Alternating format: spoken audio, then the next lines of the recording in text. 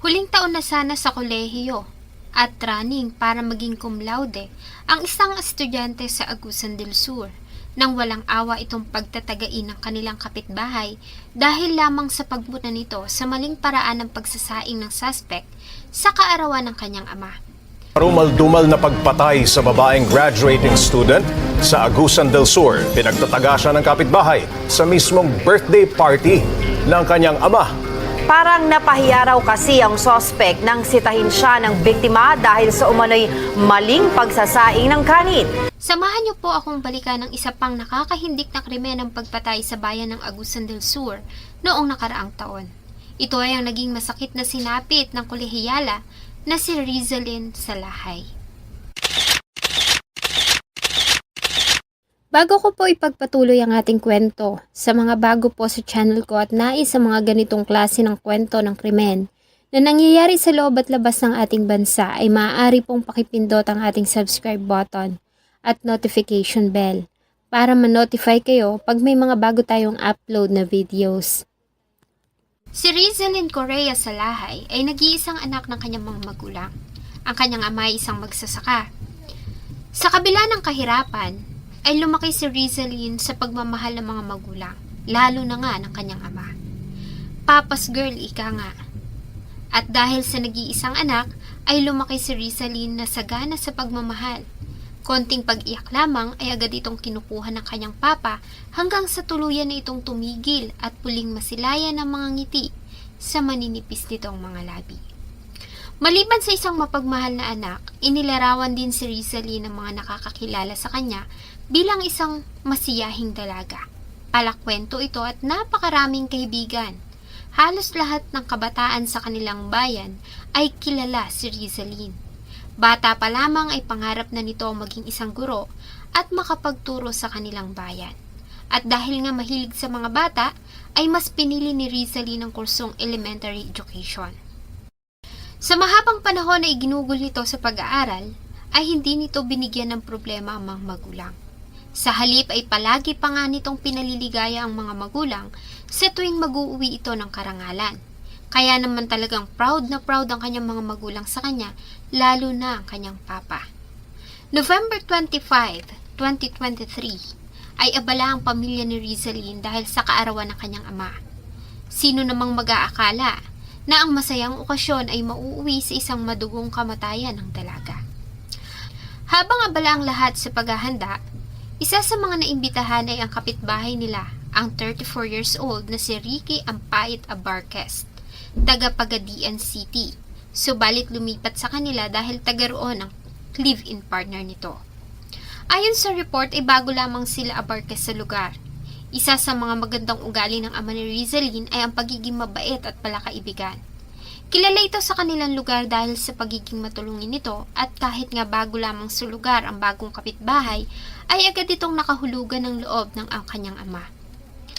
May mga pagkakataon na nakakasama ito ng kanyang ama sa trabaho, nakakainuman at malimit na makakwentuhan. Dahil nga sa kaarawan ng kanyang ama, ay isa ito sa mga inimbita at tumulong sa paghahanda. Ayon sa report, ay ito ang naatasan na magluto ng kanin. Sa kanilang lugar ay may paraan sila ng pagluluto, lalo na nga pag marami. Nagpapakulo muna sila ng tubig bago nila inilalagay ng dahan-dahan ang hinugasang bigas. Ito rin naman ang proseso ng pagluto na ginawa ni Abarquez. Yun nga lang, ay napuna ng dalaga na hindi nito hinugasan ng bigas. Kaya naman ay nilapitan niya ito at sinabihan kung bakit hindi nito hinugasan muna ang bigas na isasaing. Bagay na dinamdam ni Abarquez. Pagkakataon nun nakita ng biktima na bakit gano'n ang proseso, napagsabihan siguro. Yung suspect, yun ang na-assign na magsaing. May style na sa amin yung tinatawag na buyo. Unahin muna ang tubig. Tapos pag tumulo na, saka pa ilalagay ang bigas, tandahan. Ngayon, nakita ng biktima, pinagsabihan yung suspect na dapat hinugasan mo muna. Yun ang kinagalit ng suspect. Walang kakwenta-kwentang bagay na feeling niya na nabuli siya. Ganon pa man ay nagpatuloy ang kasiyahan. Nang maluto ang mga pagkain, ay masaya itong pinagsaluhan ng mga bisita. May mga bumati sa kanyang ama na maligayang kaarawan. Abala din si Rizalin dahil sa inasikaso niya ang kanyang mga kaibigan na dumalo din sa nasabing okasyon. Matapos ang salo-salo, ay nakagawian na ng mga kalalakihan sa probinsya ang pag-iinom ng alak. Kasama si Abarquez, ang kanyang ama at ang ilang mga kakilala, ay nag-inuman ng mga ito habang nagtatawanan at nagkukwentuhan. Habang tumatagal ay unti-unti na nagpaalam ang ibang mga bisita. Isa-isa na ring nababawasan ang mga kainuman ng kanyang ama dahil sa nalasing na sa ininom nilang alak. Maging ang celebrant ay nalasing na din at una nang nagpahinga. Naiwan naman ang 22 years old na dalaga at sinubukang imisin o linisan ang mga ginamit sa handaan dahil kung hindi ay magkakabasag-basag iyon kapag napuntahan ng mga aso o pusa. Lingid sa kanyang kaalaman na may masamang balak sa kanya si Abarquez.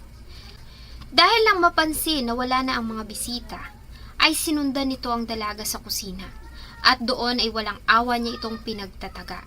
Hindi niya tinigilan ng dalaga hanggang sa tuluyan na itong mawala ng buhay. Inabot pa ng ilang oras bago natagpuan ang katawan ng kawawang dalaga. Base sa ginawang post-mortem examination ay namatay ito sanhi ng malalaking hiwa na tinamo sa iba't ibang bahagi ng kanyang katawan. Sa ginawang investigasyon ng Sibagat Municipal Police Station, agad din naman na na-identify ang suspect na si Ricky Ampait Abarquez. Ito ay base na rin sa naging testimonya ng ilang witnesses at mga ebidensya na kanilang nakalap sa crime scene. Sa isinagawang follow-up operation ng Sibagat Municipal Police, ay agad na naaresto ang suspect sa kanilang bahay. Noong una ay itinanggi nito ang ginawa, subalit kalaunan ay umamin din ito sa ginawang pagpatay. Nandun lang siya. Dininay niya actually. Dininay niya. Pero dahil sa mga anggulo at saka mga ebidensya na nakalap ng kapulisan ng Sibagat na nagtuturo na siya talaga yung suspect, inaresto namin siya. Batang huli, inamin na niya. Dumaan sa main door at doon talaga sa kusina. Kung saan doon niya rin kinuha yung murder weapon, yung itak na ginamit niya. Lang po talaga ang motibo na nagawa niya ang krimen ay yung kung napagalitan siya. At eventually po sir, umamin din po siya na nagawa niya yun dahil nga doon na nagalit siya, na pinagalitan siya sa estilo ng pagkatay. Ayon sa kanya, matapos ang ginawang pagpatay kay Rizalin, ay umuwi siya at naligo bago niya ibinaon ng dugo ang damit at cellphone ng biktima sa likuran ng kanilang bahay, na agad din namang natagpuan ng mga investigador. Sa nakalap ng mga ebidensya, testimonya ng mga testigo at salaysay ng mga suspect, ay agad itong sinampahan ng kasong pagpatay sa Prosecutor's Office ng Agusan del Sur. Ayon sa salaysay ni Police Captain Abla ng Sibagat PNP, napag-alaman nila na ang suspect ay dati nang nakulong sa kasong illegal possession of firearms at kalalabas lamang nito matapos na makapagpiyansa. Ilang buwan na lamang sana ang hihintayin ni Rizalin at magtatapos na ito. Isa pa naman ang dalaga sa mga candidate ng Caraga State University na magtatapos bilang cum laude. Subalit ang pangarap na ito ni Rizalin ay agad na natuldukan dahil lamang sa isang walang kabuluhang bagay. Ang pangyayari ay mariing kinundina ng pamunuan ng Caraga University dahil sa pagkawala ng isang magaling nilang estudyante. Kung hindi nangyari ang krimen marahil ngayon ay isa na si Rizalin sa mga guro na nagtuturo sa kanilang lugar. Sadyang ang wala ng ligtas na lugar kung may mga taong sagad naman ang kasamaan. Sa nangyari ang lubos na nasaktan ay ang ama ni Rizalin dahil taon-taon sa tuwing ipinagdiriwang niya ang kanyang kaarawan ay maaalala niya ang masakit na sinapit ng kanyang yunika iha. Sana po ay nagustuhan niyo ang isa na namang kwento na akin pong ibinahagi. Marami pong salamat sa inyong patuloy na pagtangkilik sa akin pong mga videos. Huwag niyo pong kalimutang mag-iwan ng inyong saloobin at suggestion sa atin pong comment section. Thank you so much po and see you in my next video.